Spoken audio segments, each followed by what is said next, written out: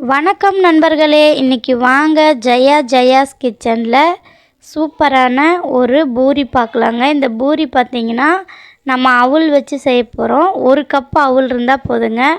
சூப்பராக பூரி இந்த அளவுக்கு உப்பி வருங்க. நல்லா டேஸ்ட்டாகவும் இருக்கும். பாருங்கள், இப்போ நான் ஒரு கப் அவுள் எடுத்திருக்கேன்.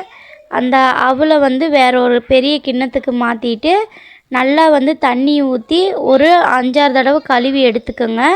அதுக்கப்புறம் ஒரு 1/4 டம்ளர் அளவுக்கு தண்ணி ஊற்றிட்டு நம்ம ஒரு 15 நிமிஷம் நம்ம அப்படியே ஊற வச்சு எடுத்துக்க போகிறோங்க. நல்லா கலரி விட்ருங்க. தண்ணி ஊற்றி ஒரு முறை நல்லா கலரி விட்டுட்டு ஒரு தட்டு போட்டு மூடி ஓரமாக வச்சுருங்க. ஒரு 15 நிமிஷத்துக்கு அப்புறம் பாருங்கள், நல்லா ஊறி வந்துருச்சு. அதுக்கப்புறமா நம்ம கை வச்சு நல்லா நம்ம சப்பாத்தி மாவு எப்படி பிணையுமோ அந்த மாதிரி நம்ம நல்லா பிணைஞ்சு எடுத்துக்கலாம்.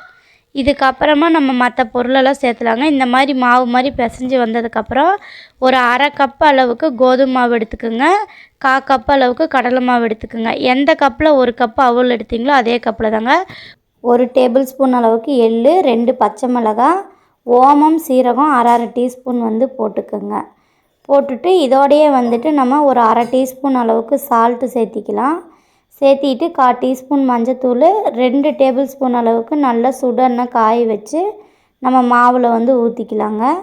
ஊற்றிட்டு ஒரு முறை நல்லா பிசைஞ்சு எடுத்துக்கோங்க. எல்லா பக்கமும் எண்ணெய், நம்ம போட்ட உப்பு எல்லாமே நல்லா கலந்து வந்ததுக்கப்புறம் ஒரு 1/4 கப் அளவுக்கு தண்ணி ஊற்றி நம்ம சப்பாத்தி மாவு அளவுக்கு பிசைஞ்சு எடுத்துகிட்டு இப்போ நம்ம சப்பாத்தி கட்டையில் வச்சுட்டு நல்லா தேய்ச்சி எடுத்துடலாங்க.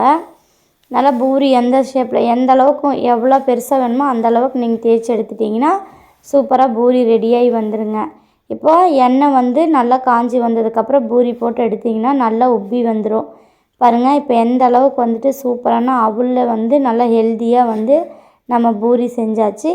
இதே மாதிரி நீங்களும் வீட்டில் செஞ்சு பாருங்கள். இந்த சேனல் பிடிச்சிருந்தா சப்ஸ்கிரைப் பண்ணுங்கள்.